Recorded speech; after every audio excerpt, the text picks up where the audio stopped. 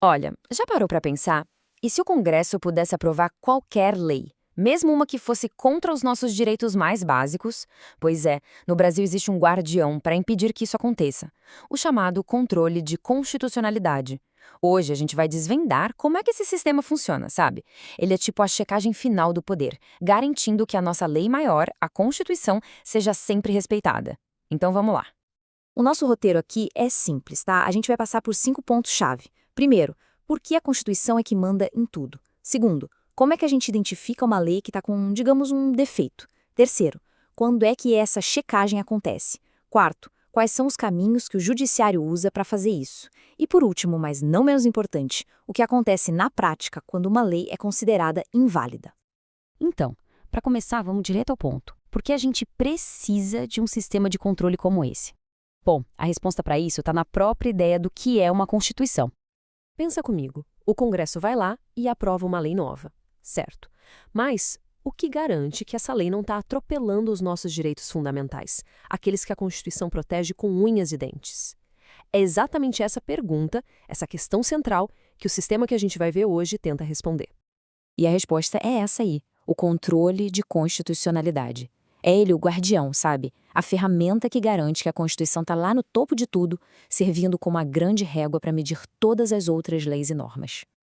E esse sistema todo se apoia em duas ideias fundamentais. A primeira é a da supremacia, ou seja, nada, absolutamente nada, está acima da Constituição. E a segunda é a rigidez constitucional. Isso quer dizer que para mudar a Constituição é muito mais difícil do que para aprovar uma lei comum. E isso é de propósito, tá? É para proteger a Constituição de qualquer mudança feita no calor do momento. Beleza. Então, como é que uma lei pode ser considerada defeituosa em relação à Constituição? Existem diferentes tipos de problema, ou como o pessoal do direito gosta de chamar, de vícios. Basicamente, uma lei pode ser inconstitucional de duas maneiras. Pode ser por um vício formal, que é um erro no processo, no jeito como a lei foi feita. Um exemplo clássico, a Constituição proíbe que se aprovem emendas durante um estado de sítio. Se mesmo assim aprovarem uma, pronto, o processo está errado. O outro jeito é por um vício material. Aí o problema está no conteúdo da lei. Imagina uma lei que autoriza a tortura. Isso bate de frente com o que a Constituição diz. O conteúdo dela está errado. E olha que interessante. A inconstitucionalidade não acontece só quando se faz algo errado. Ela também pode acontecer quando se deixa de fazer o que era preciso. A gente tem a inconstitucionalidade por ação, que é o caso mais óbvio, criar uma lei que não podia. Mas também existe a inconstitucionalidade por omissão.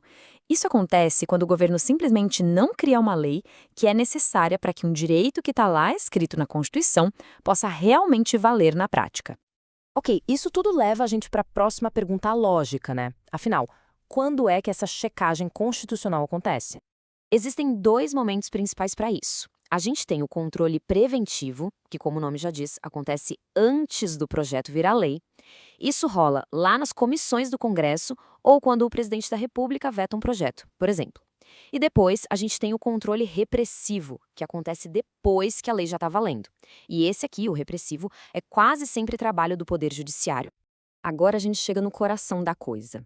Vamos ver como esse controle repressivo, o que acontece depois que a lei existe, funciona na prática aqui no Brasil. E já adianto, nosso sistema é bem particular. Então, o sistema brasileiro é o que a gente chama de sistema misto. E não é à toa. Ele basicamente pega um pedaço do modelo americano e um pedaço do modelo europeu. A ideia foi tentar juntar o melhor dos dois mundos, sabe? De um lado, a chance de qualquer juiz poder analisar a constitucionalidade de uma lei, e do outro, a força de uma decisão única, vinda da nossa Corte Suprema. É uma tentativa de equilibrar as coisas para garantir os direitos da forma mais ampla possível. Vamos detalhar isso. O nosso sistema tem duas vias. A primeira é o controle difuso, que vem do modelo americano. Nele, qualquer juiz ao tribunal, no meio de um caso normal, pode decidir que uma lei é inconstitucional. Só que essa decisão, a princípio, só vale para aquelas pessoas envolvidas no processo. A outra via é o controle concentrado, de inspiração europeia. Aqui a coisa é diferente. A discussão não é sobre um caso específico, mas sobre a lei em si, de forma abstrata. E quem decide é só o Supremo Tribunal Federal, o STF.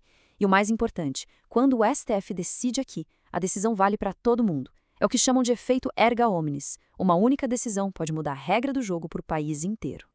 E dentro daquele controle difuso, o que qualquer juiz pode fazer, tem uma regra super importante para os tribunais, chamada cláusula de reserva de plenário. Funciona assim. Se um órgão menor de um tribunal, tipo uma turma com alguns juízes, acha que uma lei é inconstitucional, eles não podem simplesmente decidir isso sozinhos. Eles são obrigados a levar a discussão para o plenário, ou seja, para a sessão com todos os juízes do tribunal. E só se a maioria absoluta de todos eles concordar é que a lei pode ser declarada inconstitucional. Agora, voltando para o controle consentado, aquele que só o STF faz, ele funciona por meio de umas ações bem específicas. A mais conhecida de todas é a ADI, a Ação Direta de Inconstitucionalidade, que serve para pedir que uma lei seja invalidada. Mas tem outras, como a ADC, que faz o contrário, pede para confirmar que uma lei é constitucional e botar um ponto final na discussão. Tem a ADO, que serve para cobrar o governo quando ele deixa de fazer uma lei que deveria.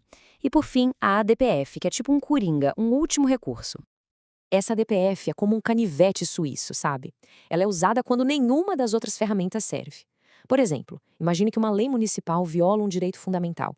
A ADI não serve para questionar a lei de prefeitura. É aí que a ADPF entra em cena. Ela também serve para analisar leis muito antigas, de antes da Constituição de 88. É a ferramenta para proteger a Constituição em situações que as outras ações não conseguem alcançar. Tudo bem, o STF julgou e tomou uma decisão. E aí, o que acontece na prática? Quais são as consequências quando uma lei é de fato declarada inconstitucional? Bom, a regra geral é que a decisão tenha o que a gente chama de efeito ex tunc. É um nome complicado em latim que significa desde o começo. Na prática, é como se a lei nunca tivesse existido, ela é nula desde o dia em que foi criada. Mas existe uma exceção. O STF pode decidir que o efeito vai ser ex nunc, ou seja, a partir de agora. Nesse caso, a decisão só vale dali para frente, e tudo o que aconteceu no passado sob a vigência daquela lei continua valendo. E essa manobra de alterar os efeitos da decisão tem um nome: modulação de efeitos. E não é uma decisão simples, não. Para fazer isso, é preciso o voto de pelo menos 2/3 dos ministros do STF. O objetivo muito claro: evitar o caos. Imagina só uma lei que regulou, sei lá, aposentadorias por 20 anos. Se a STF simplesmente dissesse que ela nunca valeu, isso criaria uma bagunça jurídica e social sem tamanho. A modulação de efeitos permite que o tribunal controle esse impacto. E é justamente essa ferramenta que nos deixa com uma reflexão para fechar. Esse poder de modular os efeitos, de colocar na balança o interesse social contra o que a lei diz, é um poder gigantesco.